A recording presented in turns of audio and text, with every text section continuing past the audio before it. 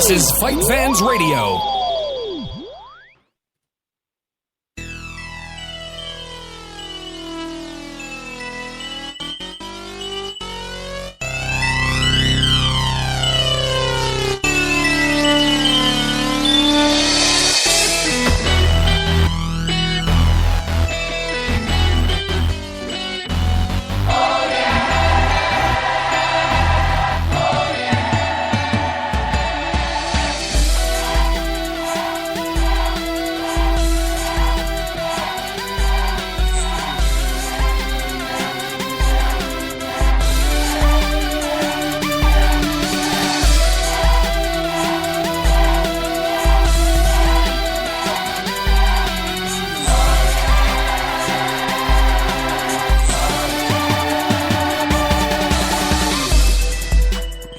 All right, brand new episode, FanAddicts MMA Show here on FightFans Radio. You can tweet us at FanAddicts MMA. You can like the FightFans Radio fan page on Facebook if you like that kind of thing. What else? What else can they do, David? Oh, you can call in. If you're feeling froggy, give us a call, 410-988-6525. I am your host with the most, Erika Lewis. I'm joined by my co-host, David Wolf. David, how are you doing? Hey, well, it's a pretty rough week here, so. Absolutely. And we have a special guest today, Eric O'Brien, who is the host of Way of the Warrior. How you doing, Eric? I'm awesome. How are you guys? Doing pretty good. Just overall, I know we're going to cover Fox later on in the show. That was abrupt. We're going to talk about Fox on the show later on. Fox? No, God. Well, unfortunately, we are. I thought you said you wanted to discuss her a little bit. Just a little bit, but not enough to chase people away, hopefully. But how excited are you guys about tomorrow's card? Just to start off the show, excitement level. It's like a top-tier pay-per-view for me. Yeah, I would say I'm super excited. I mean, Fox is certainly becoming a place where you want to see these fights, and the record of the guys from Strikeforce coming over to the UFC is pretty impressive. So a Strikeforce versus UFC main card on Fox is, I think, fun for everybody who loves the sport. Yeah, absolutely. I think we were all kind of surprised at how well the Strikeforce guys did coming into the UFC, although I'm not sure we really should have been. Should we have been that surprised to see how well they did? I mean, I would say I think most people thought that most of the guys that came over were going to look like Ryan Couture. I think that's what people thought they were going to see. And clearly when you look at a guy like, let's take Cormier, who's fighting dudes like Bigfoot Silva and Josh Barnett, they're not going to look like they've been fighting guys on King of the Cage. They're going to look like guys who've been fighting world beaters, and that's what you're going to get when they come over to the UFC. What do you think, David? Were you surprised? Were you like, holy shit? No, I mean, there are about 4 or 5 fighters from Strikeforce that you knew were going to have an impact in UFC, and I think it was clear that Daniel Cormier was one of those guys. And we saw when WEC came over. The WEC guys, look, Ben Henderson is champion, probably one of the best pound-for-pound fighters in the world. And I think Gilbert Melendez is a great challenge for him. And no, I don't think it's a surprise that the top-tier Strikeforce fighters are finding success. But like Eric mentioned, Ryan Couture, I think he stepped up in competition, maybe because Dana wanted to punish his father a little bit, and really wasn't ready for Ross Pearson at this point. Yeah, I have to agree with both of you guys. It just I think we were all kind of expecting that Ryan Couture debut, and we ended up with some really good fights at that, for the exception of Derek Brunson, who kind of stunk up the place. But it was Derek Brunson, right? Who fought Chris Lieben, and it was terrible. Oh, jeez. It was terrible. I'm going to borrow a word from Charles Barkley. That was terrible. All right. So before we get into some of the news that we want to cover, Eric is actually a much more legitimate radio person than either one of us put together, David. So put together? Wait. Individually, I can see that.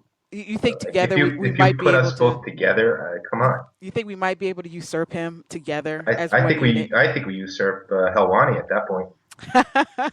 He did have some badass shoes on for one of the pay-per-views recently, so I don't know. Without those badass shoes, we might still be trailing him just a little bit. So, Eric, give us a little bit about your background. Every time you send me an email, I'm just a little bit impressed with the signature on your email. So I mean, I work for Clear Channel Communications. I've worked in this arena of radio for the better part of 18 years. I'm part of their digital content team, and on top of that, I'm able to indulge by hobbies a little bit and do an MMA show on the ESPN affiliate here in Grand Rapids called Way of the Warrior, and it's now carried by you guys, which is awesome. And you can find it both on the FightFans Radio Network and on iTunes. Excellent. And you have. I'm going to revise my comment. I guess he's better than both of us I wasn't together. joking, man. Like Okay. I brought somebody on here who's going to probably send us both. I'm just going to get going, guys. And I'll be back next week when you probably have an inferior guest on, I would hope. So, Eric, you host your show with two other guys, and I know one of them owns a gym, and the other one also has radio experience, which is just not fair. I just want to point that out. It's just really not We're fair. sorry. We're very sorry then. It's a great quality show, and that's just like the superficial stuff and just good content. You guys have really good vibe. How long have you guys been actually doing the show together? We've been doing the show for about 4 or 5 years, on and off together, and then it kind of hit its stride about 2.5 years ago as we made some decent connections at the UFC. So we have a pretty decent access to the fighters. I mean, this week we have Cormier and we have Kurt Menefee from Fox on. So when it started to get that sort of content on the show is kind of when it hit its stride. So it's not so much that we have a quality product, it's that we have access to a quality product, and that makes the show a little bit better. So everybody talks about how much of a pain in the ass it is to get UFC anything. Like you have to kind of jump through hoops of fire and then face a dragon a la Game of Thrones. So did you find it that difficult, or was it a little bit easier because you actually had like a legitimate name behind you? No, I mean, I think being on an FM dial might have made it a little bit easier, or maybe Clear Channel might have been a little bit easier. I'm not real sure which it is. But I've also found that we love this sport and just are available whenever they call us. If they have anybody who, any other radio stations or podcasts that drop guests, we're always there and say we'll take whoever it is. And I think that's kind of helped us along the way to have access to these guys. But I have not had any real problems getting access or fighters to be on the show, which has been nice. Maybe we need to stop cussing so much, David. Do you think that's what it is?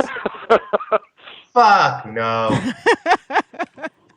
So before we get into your guest that you're having, which I think is awesome, DC is pretty amazing, and Kurt It's a good place to live. It is. It's also a good place to live right now, anyway, where everybody else has got snow. My girlfriend lives in Minnesota, and she has sent me lovely pictures of snow-covered streets, and I think it's ridiculous. Yeah, it's snowing here too. So. Yeah, I don't envy you at all in that respect. Everything else, definitely, but in that respect, maybe not quite so much. But since you've been doing this for so long, who has been your favorite person to interview? Oh boy, I would say the rare opportunities that Dana goes around and does radio interviews, he's always been one of my favorites because I think he's super accessible, and if you know your stuff, he gives you a great interview. So I would have to say, hands down, it's been Dana. But again, I think George St. Pierre has been pretty good to us. We've had Benson on a couple times. We've had Cormier on a couple times, and he's always really good. And that's the thing for me that makes it so much fun is when they start to remember that they've done your show. It makes for a much better interview because then you don't have to deal with the reintroduction and, who are you fighting this weekend and that sort of thing. See, that's not fair. See, when I go to shows, because I work for Fight Metrics, so I end up going to a lot of these shows, and I'm allowed to talk to the guys, but I'm not allowed to ask them to be on my show because I'm there as an employee of Fight Metric. So if I'm lucky enough to run into them at the airport, then that's great. But who's hanging out at the airport? When's John Jones coming back on our show? You know what? Back I'll have to see. Show. I'll have to see if I run into him again. I ran into him after his fight with Vitor Belfort. I sat next to him on the plane on the way back from Toronto he was going to Baltimore to watch his brothers play. His younger brother for the Patriots, and then his older brother for the Ravens, and they were playing each other that weekend. So he was on the plane with me. He was a really cool guy. He was really nice. As a matter of fact, he asked me I think he was half joking and half not joking, but he was like, so could you give me a lift to my brother's house? And I'm like, where does he live? And he said Owings Mills, Maryland, which I think, my directions are terrible. I think it's north of Baltimore, and I live south of Baltimore. And I was like, not in the same direction I'm going in, man. I did tell the UFC light heavyweight champion I couldn't give him a lift to his brother's house. The Ravens player. Yeah, that was me. But that's what traveling will do to you. So if people want to listen to your show, you already said they can find it here on FightFans Radio. The newest episode will be available as soon as we get offline. And are you guys on Facebook, on Twitter? What's the deal? Yeah, we're on Twitter and Facebook. If you just search WOW Show, WOW Show, you'll find it both on Twitter and Facebook. And I'm really glad you guys decided to join up with us. And I'm glad you decided to join us today, Eric. I know I wrote you probably some ridiculous hour last night, like, hey, maybe Eric will come on today. So I will come on anytime you want me to, so call me whenever. David knows that that's probably a really bad invitation to extend.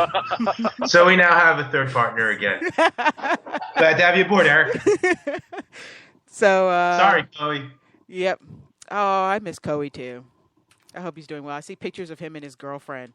So there was speculation why we had a third member of our team who essentially left because he got a girlfriend.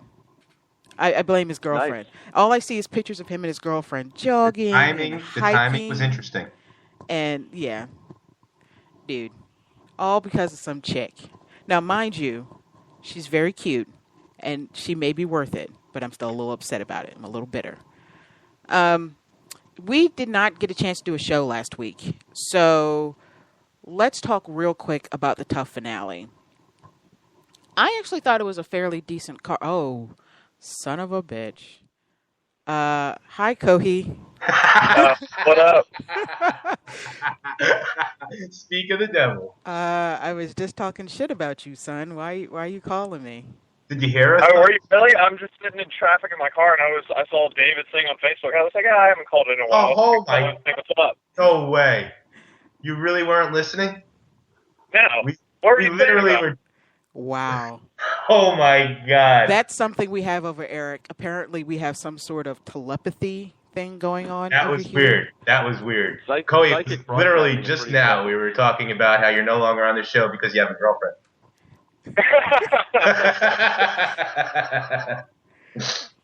So we were actually about to talk about last week's Tough finale, which I'm assuming you watched, Kohi. I'd be disappointed in you if you didn't. I did. Awesome. Well, we're gonna we're on air with Eric O'Brien, who's the host of the Way of the Warrior, which is a show that actually has an FM affiliate with it. So he's more legitimate than all three of us put together now. So. Eric, Eric, this is our ex-co-host, Justin Kohi. So I'm glad you called in, Kohi. That's awesome. That's really awesome. So last weekend we had the Tough finale. I would wager that no one thought that the winner of the competition would be the youngest kid on the show. I mean, did any of you have an inkling of what kind of performance he was going to put on? I thought he might win. Did you, Eric? What did you think? No, I mean, I think the whole world thought Uriah Hall was going to run away with this, except for Kelvin Gastelum, who clearly didn't listen to anybody and ruined it for. I'm sure there was about 1,000 parlays that got busted right at that moment in Las Vegas. It didn't really look like Uriah Hall showed up to fight. Nope, that's for sure. But I'm always wary about hype surrounding a guy who's beaten a bunch of guys on The Ultimate Fighter, even if he's put them all in the hospital.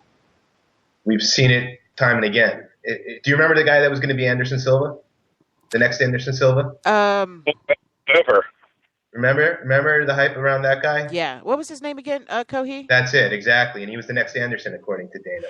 So I'm always a little skeptical. Felipe Nover? Yes, Felipe Nover. Yes. The male nurse.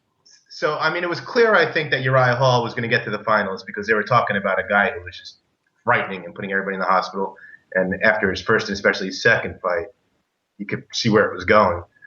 But, Kelvin looked pretty good, too.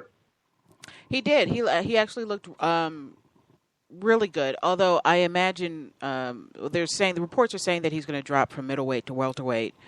And although we haven't seen him at welterweight, I think his wrestling is going to serve him well, so he'll be better than the worst. But I don't think he'll be better than the best. So, he's so young. He's got a lot of room to grow as well. He does. I'll give you that. I just thought it was funny that, especially Chael Sonnen talking about how, Uriah, you're a contender already. And how do you say that to someone who hasn't faced even mid-level competition? Easily. Well, Uriah Hall had two losses in his career. So 2 losses to real guys. That's true. But he lost to both of Yeah. them. He hasn't beaten anyone that's real. He did. Right. I mean, he hasn't lost to anyone that's not real. But he doesn't have any. I mean, destroying guys on The Ultimate Fighter, even this season where they were decent, it only tells you so much. And now that he's lost to Kelvin, I think you can imagine what would happen if he's in there with a legitimate, you want to say contender, top 5, even top 10? Yeah. No, he'd get murdered. Yeah. So I think top 15 or top 20 beat him. I agree. And that's why it was just a little too much when they start the hype machine. And I don't know if it was so much Dana as much as, Chael. Comparatively, he was all the hype that Chael Sonnen said within that bubble. Within that bubble, he was every bit worth the praise he was getting. But outside of that bubble, he's just another fish in a pond. So I am actually excited to see Uriah Hall come back. I imagine he'll take a long break and then come back. Although that Anderson Silva-esque bullcrap he was pulling in the cage was getting on my nerves. You're not. Yeah, Anderson I mean, you Silva. better be Anderson before you start doing that. Well, at the very least, if you're going to back up to the back of the octagon, you better knock the guy out and not take damage. And that's I think how he lost the fight. Is you're backing up the whole fight. Damn good elements, which he clearly doesn't have. True. Yeah, he needs to go to a wrestling camp, or a lot of them, I would say. I thought it was really fun to watch, though. Yes. It was exciting. I was rooting for the underdog by that point. The entire card was really exciting. I mean, the only fight... Well, the women's fight. Damn.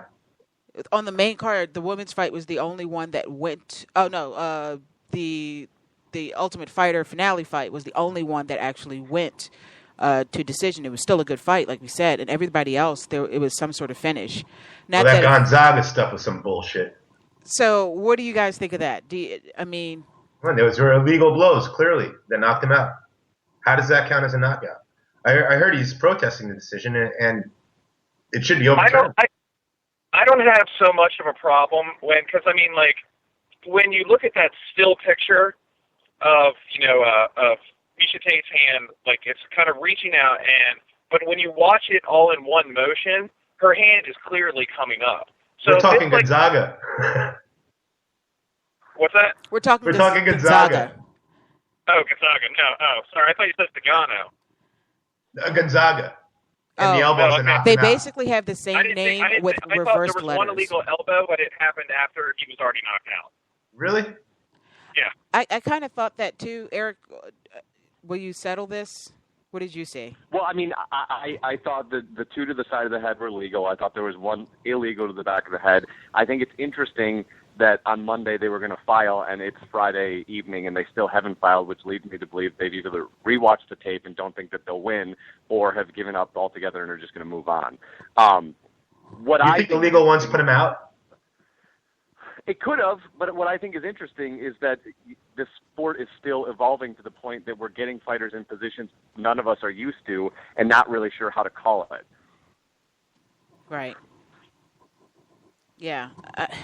I agree with that. But yeah. It's a tough one. I could see both sides of the argument for It went on a little bit too long, but I don't think there was anything that could have been done about it. I mean, the positioning they were in.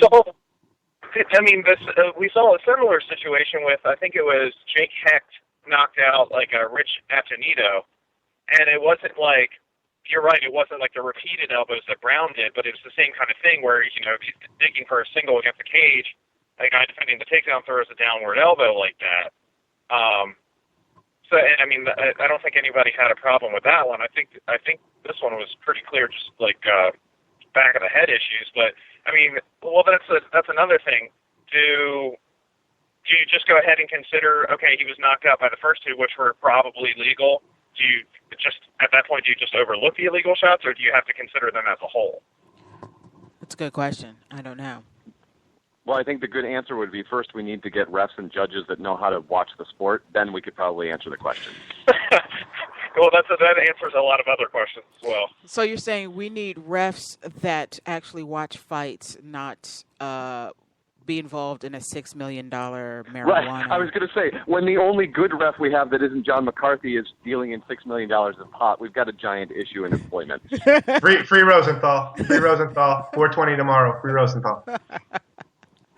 Hey, David, what are you doing tomorrow? Surprisingly, I think I'm going to watch what's going on in Boston and smoke some weed, which ironically is not that much different from what was going on today. So, every day is 420 for David. It's amazing. Hey, I'm sorry, guys. I got to run. I just want to call and say hello, maybe talk a little bit, but I got to run. So Good talking to you. It was good talking to you, Kohi. Thanks for calling, man. Take care, Kohi. I cannot believe the timing of that call.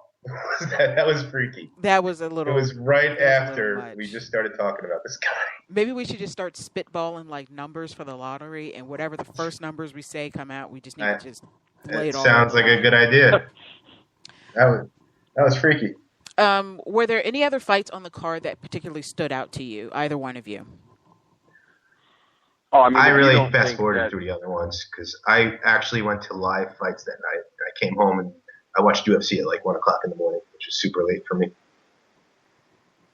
What about you, Eric? I would say if you don't think Kat Zingano and Ronda Rousey is going to be one of the most talked about either pay-per-views or Fox fights of the year, two undefeated fighters and a knockout like that, to me was the most exciting thing of the night.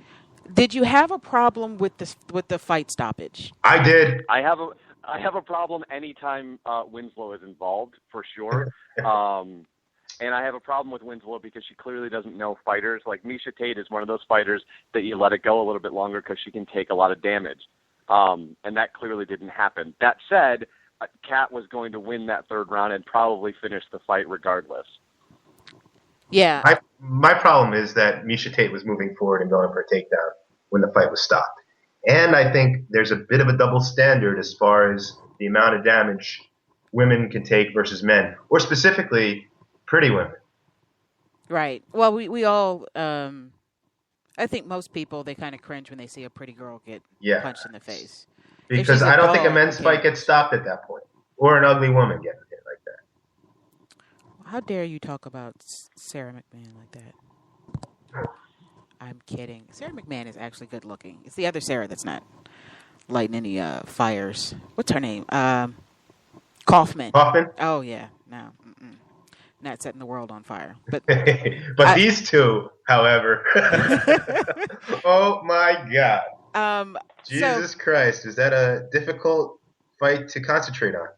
Well, I do have to say, when the fight was over, as the lone female on the show right now, I took a bit of an issue with the first mother in the UFC cage. Really? Come on. Seriously? Oh, I felt like it was a feel-good moment. Well, but I think they're certainly going to need to figure out what is the angle for women's MMA. Is it going to be female equality, or is it going to be these sorts of the first mom in the cage, the first mom with twins in the cage, the first nursing? If they fight like this, they don't need anything to justify it. Seriously. Oh yeah. Where does it end? Yeah, it's a good question. It's a good point. I don't know, but it was. Where does it end once Ronda Rousey loses? You can always ask these questions. I have to say, Kat Zingano's victory speech was amazing. Just the emotion, the smiles. She, like you said, she's not a bad-looking broad, and she really brought it in the cage. I know Misha's a bit sour about the stoppage, but I agree. Well, she should be. Yeah, maybe a little bit, but I agree at that point. Well, but she had 2 rounds, 10 whole minutes in dominant positions, and she couldn't finish the fight. So it's not like she didn't have chances to do it herself. She just couldn't do it. Right. But she was up 2 rounds on the scorecards. There's a tough coaching position on the line. A fight with Ronda Rousey. You had her up There's too? a lot riding on this. I had it 1-1. I'm saying what the judges had. I may have had it 1-1 as well. The judges had it 2-0 Misha. Oh, no. It's because I thought I didn't think Kat really turned it on until midway through the second round, but I thought she did more in that half around, that 2 minutes and 30 seconds than Misha did in the first half of the round. So I think I agree with you because I remember thinking it was 1-1, but I was watching it like at 2 o'clock in the morning. Right. Okay. It was still awesome. Yeah, it was an amazing fight. It was a great fight to have on free television. It's a shame that it was on Fuel, but what? Wait. FX. I'm sorry. It was on FX. Sorry. I know I watched it on my TV. I'm staring at it, and it says FX, and I still said Fuel. Do you think, complete aside, do you think having all the stuff moved to the Fox Sports 1 channel is going to make any difference in viewership? I think it's going to lower it for The Ultimate Fighter, maybe. Well, it's going to lower it for The Ultimate Fighter, but if they move all the Fuel stuff to a network that people get, I think that'll make that go up, and that's already had a record year. So, okay. Yeah, I'm figuring that we're all going to have this Fox Sports 1, so thankfully these Fuel shows will be able to be seen by a much larger audience. So I've been frustrated this whole time. I still can't believe Comcast supposedly struck a deal to have Fuel. I still don't have Fuel, except on my on-demand for some unknown reason. That's weird. That's real weird, it's man. So weird. I have Fuel on my on-demand, not on my regular station. They're doing it to you on purpose. I bet you everybody else in your building has Fuel, and they just for you, David Wolf, they were like, you know what, we're gonna fuck with him just a little. Same reason they don't have HDNet or whatever the hell it's called now. Access Television, I believe is what it's called. AXS. All the good MMA channels we don't have. Oh, I kind of gets them all. Except for, I think, one, which is Mav TV. They have some of the, I guess if UFC's first tier and Bellator is second tier, then everything else is about 6th tier. And that comes on Mav TV. If UFC's first tier, Bellator's 5th tier. And everything else is 6th and 7th tier. I really like Bellator. Their heavier weight classes are not good. The UFC definitely has the market cornered on the heavier weight classes. Once you get to 170 and up, UFC's got all the top guys in those divisions. I think though that Bellator has some really competitive guys in the smaller weight classes. I really think that they should probably do a WEC move and get rid of some of their heavier weight classes. I mean, their heavyweight tournament finale was god awful, god awful. But their lightweight, their lighter weight class fights are amazing. They're really great, good finishes. Guys with decent records, once they get to the heavier ones, because the UFC has kind of dried up that market, so to speak. There's a lot of guys with, questionable records going in there. Although I am now officially a fan of, and I just said I'm a fan of him, and I can't think of his name. He's the guy that knocked out King Mo. Why am I not remembering his name? I can't remember his name either. Come on, Eric, you got to know this. Oh boy, Emmanuel Newton, is that his name? I think so. Yeah, because he was he fought the Latifi as well, and that was kind of the claim to fame for the guy who filled in for Gustafsson. Yes, that's it. Emmanuel Newton. I actually really like him. He's a very strange fighter. He has a very unorthodox way about him, but I think that's why I kind of like him. And I like rooting for the underdog, especially when they're fighting King Mo. Because I have you ever interviewed King Mo, Eric? Oh, have not. No. I don't know. I can't wrap my head around. Sometimes I'm like, oh, he seems like he's a pretty decent dude, and then other times I'm like, you're kind of a knucklehead. I don't know if I like that or not. So I haven't quite figured that out. Racist. Yeah, you can think that all you want, and you can tell your boys all you want. You don't verbalize that, especially in that situation, especially when somebody has the power to decide which direction your career goes in. So, I don't know. He just, whatever. He kind of turns me off sometimes. Racist. I am a little racist. Are you talking to me in general? Yeah. That's why you don't like King Mo. Yeah, racist. So this was also an unusual season, or an unusual finale in that most of the guys fought on the card, for the exception of one dude, Zach Cummings, who I believe got hurt, which is the reason he did not fight. So it's been a very long time since we've seen the UFC actually invest that much time in the tough contestants, because recent past seasons, they have not been that great. And by not that great, I mean god awful. Yeah. So I don't know. Like, this was the first time I've watched the entire season of The Ultimate Fighter in quite a while. Eric, are you a fan of the show? I thought this was the best season that they ever did. I think most of the reason that you saw all of those fighters, say from Adam Sella and Thor, who were on the Sweden card, is that one of the issues that the UFC has, in my opinion, is that they're trying to cut 100 more fighters, and they're going to do that by contract weight versus wins and losses. And so what better way to fill your roster than with brand new people making a lot less money if they're outperforming some of the guys that have been there longer. So I think that's kind of why they took the opportunity to put all of those guys on one card to kind of see, who stood where and who could kind of make it, I guess, under the hot lights of the UFC. Agreed. That's very insightful. I kind of hate you a little bit more now, Eric. Just a little bit more. But it's all good, man. It's all good. The only fight we haven't talked about on the main card was the Bubba McDaniel fight versus Edward Smith, which I was really... Doesn't that guy seem like such a redneck? He does, Bubba. Makes me a little uncomfortable. Right? Come on. Like, he's got a Confederate flag on the back of his shirt. He doesn't like King Mo either. He might not like King Mo. Although he's good friends with John Jones, so... And good friends, I use in quotations. I don't know how we know that they train together, but we don't know if they, He just looks right. Come on, he looks like a redneck. I don't mean... Sometimes you can't judge a book by a cover. I was curious to see why they gave Kevin Casey a shot. Kevin Casey, who gave up on the stool during The Ultimate Fighter.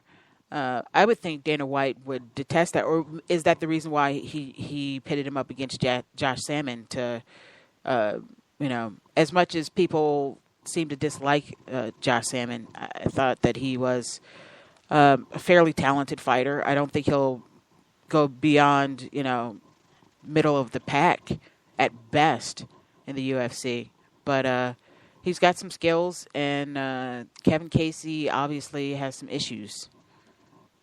I would say that the shows in that tournament, your Bellator example, in that tournament style makes it a little bit more difficult to stay on weight, especially if you're one of the heavier guys in the house. Right. So maybe they just gave him the benefit of the doubt. And interesting, though, to your point, to put him in that enviable position. If you're not going to be the second fight on the main card, you want to be the last fight on the prelims, the fight that gets people excited about either paying for the pay-per-view or moving to a different network. And so interesting that they put both of those guys in that kind of spotlight to shine, especially when one of them quit on the stool in the middle of the fight. Yeah, absolutely. Do you think there was a couple of notable losses on the Facebook fights? Bart, and I'm not even... Kalashevsky? Yes, whatever you said. I can never pronounce his name. It's just one of those words. I just can't get it out my mouth. Bartimus, he lost to Cole Miller. and I know he was kind of teetering on the edge. Sam Cecilia, who is from, is it the last season of The Ultimate Fighter or the season before that? I cannot remember anymore. I believe it's the season before that, but I'm not sure. And Justin. Does it even matter? No, really? It really doesn't matter. And Justin Lawrence lost as well, round one Kimura. Do you see the UFC giving any of these guys another shot, or do you think that they'll be immediately cut? I think you could see Bart cut for sure, because like you said, he was on the bubble. And like I said, it really depends on their contracts at this point, because if they're guys that are affordable, they're going to keep them around for a little bit and kind of see if they can use them a little bit longer. Yeah, I agree.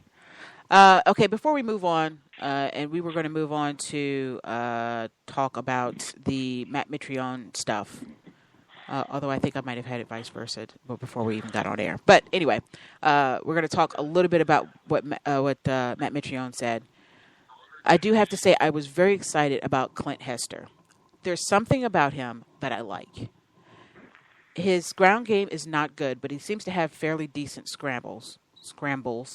And I thought that was a really exciting TKO for him.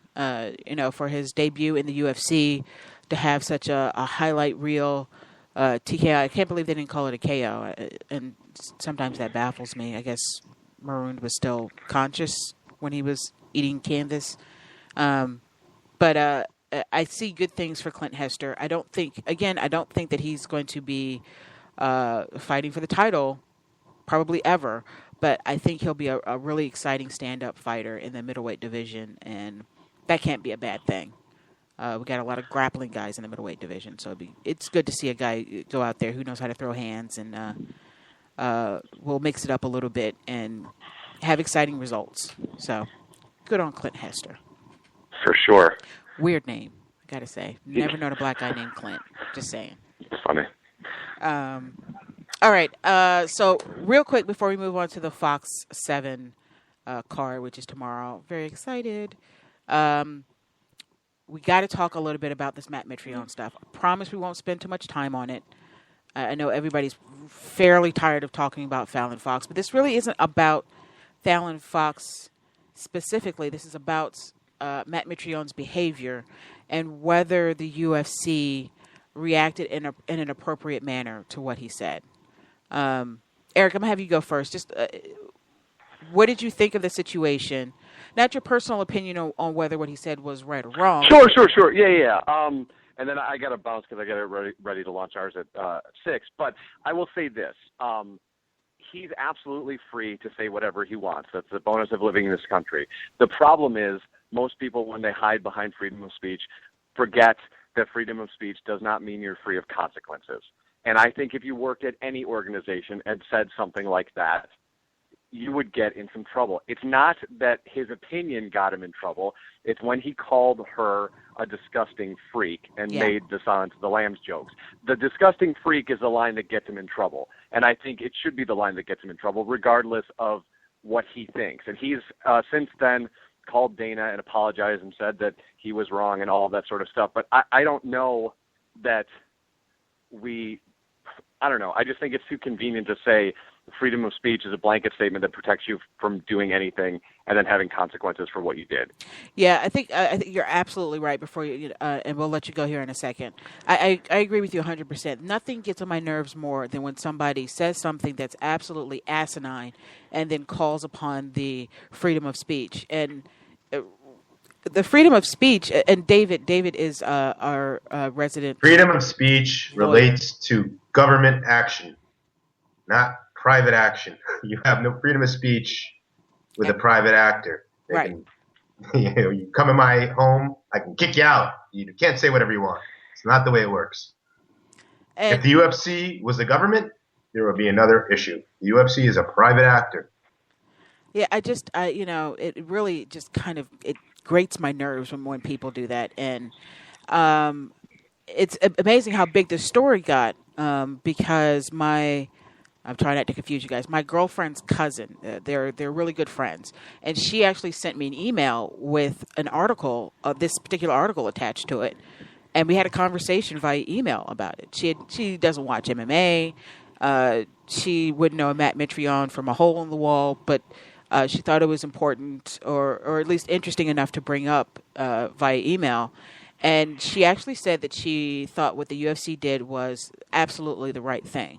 On the other side of that, we have Dana White, who seems to have a problem with what he says. So is this one of those things like what our parents used to tell us when we were kids? Do as I say, not as I do? Well, again, Matt Mitrione doesn't own the company. I mean, technically, Dana really doesn't own the company, but he's the acting president. So he doesn't ascribe to the same rules as the contracted employees that they can hire and fire at will. Right. And if you don't understand, if you're a fighter that doesn't understand that, you're going to get suspended and or dropped. Yeah. And there's also the point that UFC is trying to get regulated in New York, and it's a fight right now, and you have the Culinary Workers Union attacking them at every opportunity, and this is just not something you need. I agree. And that's and that's one of their attacks is the homophobia in the UFC. So this was absolutely fuel to their fire. So it makes complete sense. And like Eric said, Matt Mitrione wasn't being punished for his opinion, but for how he expressed it, calling her a freak. I think he called her a sociopath, didn't he? Yeah, and he also he did, a sociopathic, disgusting freak. Yeah, and he also so that's just totally unacceptable. Called her, didn't he? He also referred to her as a him. Yeah, as a him or it or whatever. And that's you can legitimately debate whether she should be allowed to fight other females. Yeah. But there's absolutely no need for that, and UFC doesn't have to accept it when it's going to put UFC at risk for their business opportunities. Exactly. And it's different from Ronda Rousey, being a little bit flippant and saying, oh, she can get her pecker cut off. Like Ronda Rousey did not put Fallon Fox down as a human being. Not even close to what Matt did. Yeah. Okay. All right, Eric. Well, thank you so much for coming on. We're not going to keep you any longer. I'm looking forward to listening to your show. And again, it will be up tonight on the Fight Fans Radio Network and also on iTunes. Feel free to follow them on Twitter, which is at Wow Show, and look them up on the Facebooks. Thanks again, Eric. No Thanks, problem, man. guys. Have a great weekend. All right. Bye, man. All right. So just a little preview of Fox, and then we'll call it a night. Absolutely. I am really excited about this. I am so excited. I don't really care about the undercard. I shouldn't say the undercard. I don't care about the prelims, but the entire Fox portion, my God. I do have a question, though, about the prelims. There's actually two fights that I want to talk about. I think there's only two fights I want to talk about on the prelims. There's T.J. Dillashaw versus Hugo Viana. Oh, God, T.J. Dillashaw bothers me. I think as a person in general, he kind of bothers me, but he's definitely improving as a fighter. And I find it curious that the UFC is kind of slow rolling him like this. Do you think they see something in him and that's why he ends up in these kind of shitty spots on cards? Or I don't know what else it could be. What was going to be your alternative? Because I really don't see what else it could be. I mean, and he's got a bit of a charisma to him that you sort of want to see him lose. So, no, that's good. That you want people to want, as a fighter, we've discussed it before. You either want people to want to watch you win or watch you lose. It makes no difference. They're still spending money. Right. Yeah. Exactly. Yeah. That's what's up with John Jones right now. When people buy John Jones fights, just to see they want to see him lose. Well, yeah. I'm not even sure. We'll see how this Chael fight does, because who knows if people are really going to buy that Chael is a legitimate threat. I mean, they shouldn't, but we'll see. No, he's really not. And we'll definitely do a UFC 159 preview when the event comes closer. But no. And there are people out there who seriously think Chael can do it. And Chael, I think Chael will succeed. He's got wrestling. I think Chael will succeed at taking John Jones down. And I think when he does that, that's going to be the end of the fight. He's got to take him down for 25 minutes. I don't think that's happening. I think the instant he takes John Jones down, John Jones is going to use his long legs to slap on a triangle. Which Chael is a natural 185-pounder. I'm not even sure he's going to successfully take down John Jones. Fair enough. I'm not even sure that's going to happen at all. I think John Jones might finish him in the first round before Chael may go for a take. John Jones has got good wrestling. And look at his physical proportions. Right. And Yeah. Chael. And It'd then be a comes man Chael. against a boy. Yeah, it looks kind of come on. ridiculous when they stand next to each other. Hey, they wanted to book the fight. They had the Ultimate Fighter season. Let's see how the pay-per-view does. But hardcore fans, people that know fighting, really can't take it seriously. No. I don't even. This guy doesn't really have a puncher's chance. He's got a wrestler's chance. If John Jones were 185 pounds, maybe. But John Jones. Did you hear that at the tough finale, some Brazilian dude tried to swing on Chael? I did not hear about that. Yeah, a couple of wow, they're still offended websites. over Chael's old comments about the Nogueiras. Some Brazilian dude was like, "Hey, I still Chael, remember come when over he's here." Like, he thought a bus. What did he say? He thought a bus was a. A bus was a horse or something. Yes. Yeah. I mean, it's funny. It's funny. Don't get me wrong, but he tried to feed the bus a carrot. It was a carrot. A carrot. Tried to feed the bus a carrot. Yeah. Which, so funny. That is. I was a little sad to see the shtick come back. At the finale, when John Anik had to do the world's most awkward interview between John Jones and Chael Sonnen, mostly because John Jones refused to acknowledge that Chael Sonnen was even in the same arena, much less standing 3 feet away from him. I mean, I don't understand that. I don't get it getting either. Points on the pay-per-view. Don't you want to try to maximize buys? I just don't understand fighters that do stuff like that. John Jones does that. Anderson's notorious for just not giving a shit about business. But let me ask you this. Is it possible that him doing that just kind of stuck out like a sore thumb that it may intrigue people? It was just kind of, it was so, it was so out of left field. It was so strange. It's so awkward and odd. I don't know. The whole thing strikes me as strange. Whatever the pay-per-view ends up doing is going to be a lot less than what it could have done if they decided to build it the right way. And then John Jones started saying some stuff about Chael the other day about him being on steroids his whole career. But, we'll see. All right. I think if there was a little bit of tension between the two, instead of playing the buddy-buddy respect game, which I think maybe Chael feels like John will give him less of a beating. If he's nice to him. Yes. I mean, I don't understand it. It's the first time you've ever seen Chael act like this. It seems a little odd. I'm hoping that when John Jones unleashes this ass whooping on Chael Sonnen, that there is a mic up underneath the mat, right where it happens, so we can hear him say, "But I was nice to you." But I was nice to you. I mean, I don't think this speculation is unfounded. I'm trying to understand why Chael Sonnen would act like this. When it doesn't seem like it's in the best interest of the fight, which would mean it's not in the best interest of him financially. Yeah. He probably knows he's going to lose. Are there? I'm trying to think. I don't even know how we completely skipped the Fox 7 card and got on 159, but we'll get back to it. Yeah. I mean, there are a couple of interesting fights on the card, but they're not. For once, David, I would agree with you that it's not really $60 worth. Oh, 159. No, I will find alternative means to watch that show. I am looking forward to Pat Healy and Jim Miller. I think that'll be a really good fight. I think Alan Belcher versus Michael Bisping is going to be a really good fight. Definitely ready to see Sarah McMahon in her debut in the UFC. Yeah, for sure. I'll first row sports. But are those $60 worth? First row fights? Sports. Those are first row sports fights right there. FirstRowSports.eu. Yeah. Phil Davis coming back against Vinny Magalhães. I finally learned how to pronounce that name. I have a friend who's obsessed with Brazil and the UFC, so he makes sure to school me on how to pronounce people's last names. And then Czech Congo and Roy Nelson. So I actually have a feeling my crystal ball says that fight is going to be terrible.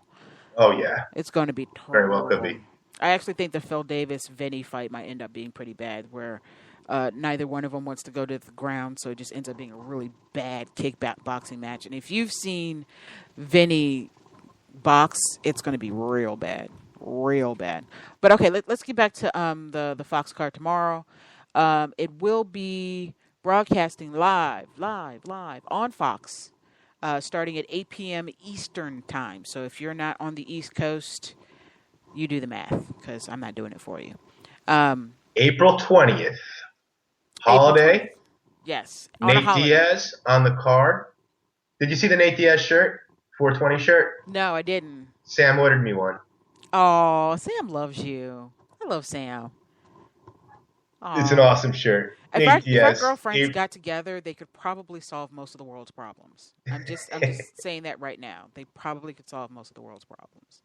It involve probably a lot of wine and giggling at silly pictures on the internet, but eventually it would get done. Some pretty amazing ladies. Okay. Before we move on to the main card, the headlining fight on the FX portion, on the FX preliminary card, is Darren Elkins versus Chad Mendez.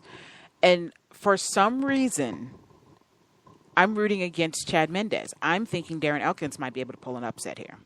Am I crazy, David? Like, am I absolutely insane? I don't know.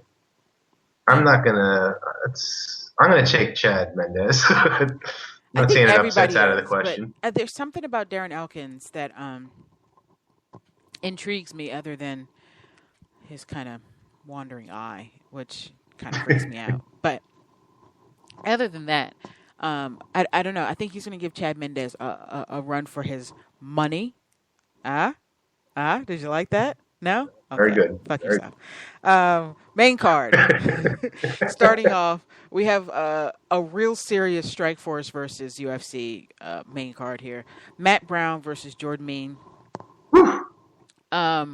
Jordan Mean was so impressive. I think Matt Brown, he's tough, but no, Jordan Mean's going to finish him. Yeah, I think so too. Jordan Mean, there's a contender. There's a fucking contender right there. I'm a fan. He was so impressive. Didn't he fight, what was it, a month ago? Yes, and he took on the fight short notice because he was supposed to be Dan Hardy. I think he's on a totally different planet from Brown, actually. I think it's a bit of a mismatch. It's good, though. It's good. It's going to be on TV, give him some exposure. Yes, I agree. And he really, he would not be getting this opportunity if it wasn't for the fact that he was so impressive. I mean, there's no way Dana White would have. He was like, watching him, I was like, this is a fighter now I'm really excited about watching at this point, seeing how his career goes. Because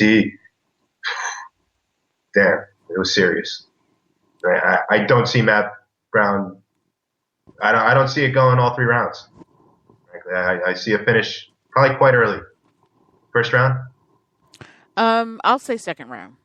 I'll say maybe second round because of how tough he is, and Matt Brown is tough. He's durable, but again, this is Jordan Mean looks like he's on a whole other level.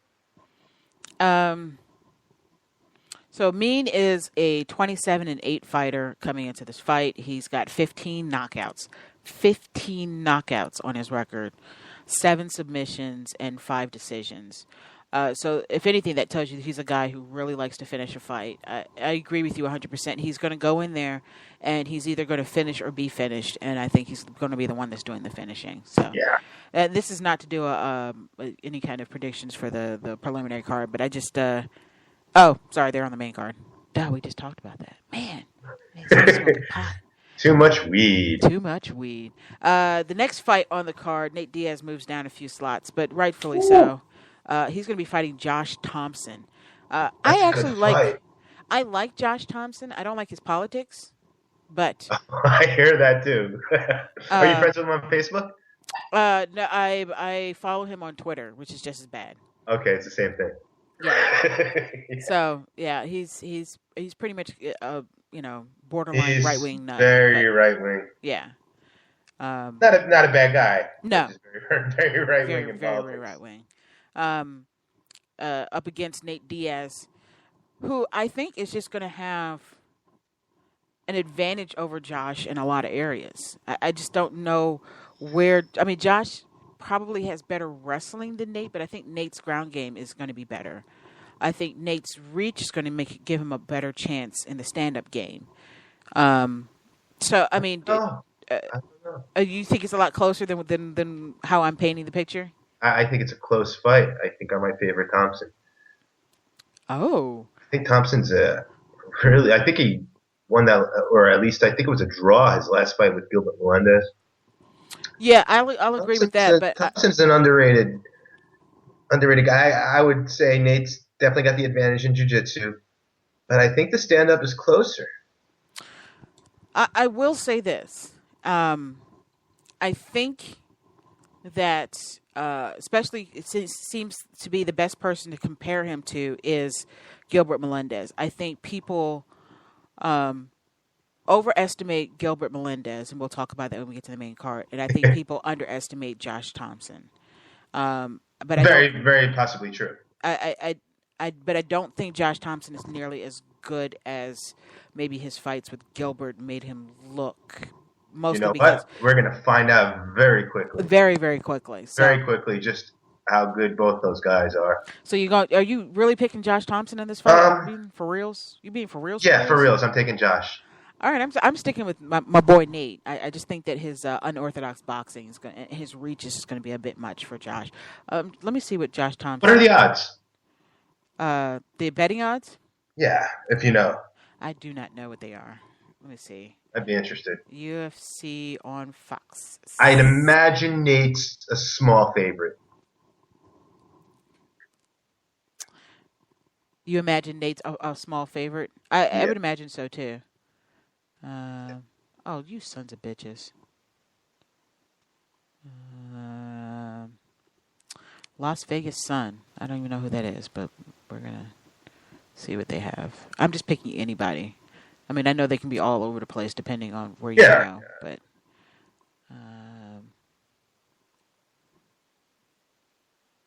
you sent. Okay, betting line for Nate Diaz is a -200, and Josh Thompson is +175. Yeah, you're pretty much spot on with that. I'm still going with Josh. Apparently, Cofield is going. No, I'm wrong. The picks that were done. This is ESPN Radio that did it. Nobody is picking Thompson. Oh, all right. Well, I'll stick out there by myself. All right. So I'm sticking with Diaz. In what area do you think Josh Thompson will have an advantage in this fight? I think in stand-up and in wrestling. Definitely in wrestling. I'll agree with wrestling. The stand-up game, I'm a little wary to say that he'll have an advantage in, but we'll have to. I think it'll be close. Nate's got terrific stand-up, but he doesn't have as good a stand-up as his brother. That's true. We've seen him exploited by guys willing to do what they should do. I think Josh Thompson's a very smart fighter. Yeah, I think he's gonna. He has to look at the fight between Ben Henderson and Nate Diaz and try and use that as it's a blueprint right there. As a blueprint for beating him. The problem with the Diaz brothers is they're really good if you fight their game. That may sound kind of silly because if you fight anybody's game, they may end up being a better fighter. But in the general sense, if you play the stand-up game with them and don't try to exploit the fact that they don't really check leg kicks or exploit the fact that they don't have great wrestling, then you end up just getting sucked into that jittery boxing style that they have. And if you play into that, you could get beat. Yeah. So. But if you don't get sucked into letting them dictate the pace and how the fight plays out, Josh. I think Josh is. We'll find out. We'll see where Josh Thompson stands. We'll see where Gilbert Melendez stands. I think Josh Thompson though is definitely susceptible to the trash talking. I think we'll see if Nate employs that during the fight, Diaz brothers like, do. Bitch. Yes, I think we're going to see Josh Thompson react to that, and whether that actually affects his game plan or affects him as in the cage, we'll see tomorrow. But I definitely think we'll see reaction from Josh with that, because I'm not sure that he's going to be quite used to the trash talking Nate Diaz is going to put on. Speaking of Nate Diaz is saying after this fight, win or lose, he wants to move back up to welterweight. What? Yeah, because he thinks Gilbert's winning the title. I believe my mother calls that counting your chickens before they're hatched. Yeah, I don't think Nate belongs at 170. No, I don't think so either. And as I recall, he got tossed around by Rory McDonald to knock him down to 155, which is where he belongs. Is that a correct recollection? Yes, it was. He got thrown around. It was like a rag doll. Mm-hmm. Yeah. It was like watching a pit bull with a kitten. It was really bad. He has no place at 170. Oh, that makes but sense. I think he's just saying he's moving there because he thinks Gilbert's winning the title, which might not happen. And we have an influx of guys from Strikeforce, lightweight guys that he could definitely fight. Can I name any off the top of my head that I want him to fight? No. But but that's not my job. That is Kohi's job, and that is Eric's job too. Sorry. Shouldn't have come on our show. We're assigning projects to you now, Eric, including matchmaking. Get on it. So our co-main event, which I am salivating for, Daniel Cormier versus Frank Mir. You're salivating for it not because you think it's going to be a competitive fight, but because Frank's going to get slaughtered, right? Yes. I am looking forward to seeing Daniel Cormier unleash. Slaughter. Here's another fight. There's no chance. There's not, Frank Mir has no chance. I know people, he can catch a submission. It's not happening. He has no chance standing up with Cormier. He's not catching Cormier in a Kimura. He's getting knocked out quickly. I agree. I think it's going to be a pretty bad beating for Frank Mir.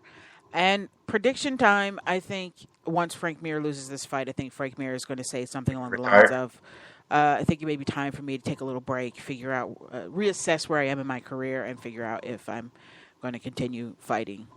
You know what hell is, though? Retirement? Hell is when you die and you meet the person you could have been. you did not watch the UFC Road to the Octagon, right? No, I didn't. Okay. No, I did not. I was actually looking. I was going to watch it today. It was pretty good. It wasn't great, but it was good. People were commenting that it was pretty good. So, I don't think it's going to be a competitive fight, but I think this is a great debut for Daniel Cormier. I think people are going to see him. He's kind of a funny looking dude at that weight class because he's short and round. But he's still got a lot of muscle. He's really fast. He's got great boxing. He's got amazing wrestling.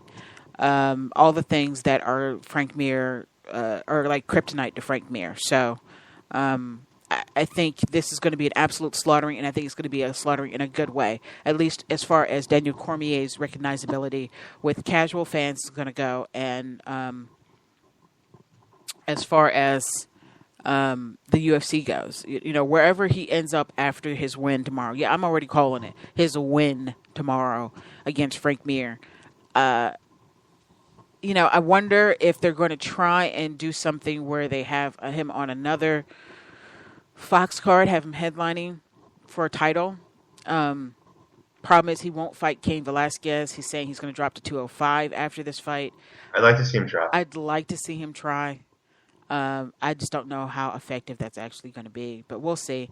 And then he's got the weight to lose. If he does it right, he'll be just fine. I think he does have the weight to lose, but I think there becomes an issue when you're a fighter that has to worry about cutting weight. I think that has such a toll on the way that they can perform. I don't know if he'll be able to be the same athlete at 205 that he is here right now. I don't know. I'm not saying one way or the other. I'm just saying that we've seen in the past guys drop weight classes and they're like, I feel faster and lighter, and then they tire out after the first round. Or maybe if he did it right, he wouldn't even have to really cut weight. Yes, like if he just lose the weight over a period of time. Lose the weight instead of cutting the weight. Yeah, because he can afford to lose some weight. Yeah, he's got a little. That's just the bottom line. He's got a. I don't want to say he shouldn't be a heavyweight because he looks like he could be competitive with anyone, but this guy, he loves to eat at midnight, pizza, etc., and he looks like he can afford to lose some weight. I think David should start a weight loss program for guys. David eats like rice and chicken with no seasoning on it all the time. Am I lying, David? Am I lying? You're not lying. I am not lying. I don't know how you do it, buddy. But good on you. Maybe one day I'll let you actually create some sort of refined meal plan for me, because my diet mostly consists of grits, eggs, and bacon. Eggs are good. Eggs are good, but I eat a lot of eggs. I know eating a lot of eggs is not good. I love eggs. They're like my favorite. They're my favorite thing that comes out of something's butt. They really are. I don't know what's second on that list or third, but number one is definitely eggs. All right, so the main event. Main event, we have the lightweight title on the line, Benson Henderson versus Gilbert Melendez. Right after the Nate Diaz fight, I talked to Gilbert Melendez at the hotel I was staying at. He was staying at the same hotel I was as I was out there on work.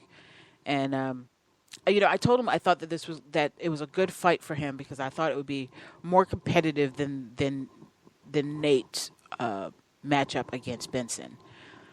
Having said that, and that was 100% true, I meant every word of that, I still think Ben Henderson has more ways to win this fight than Gilbert.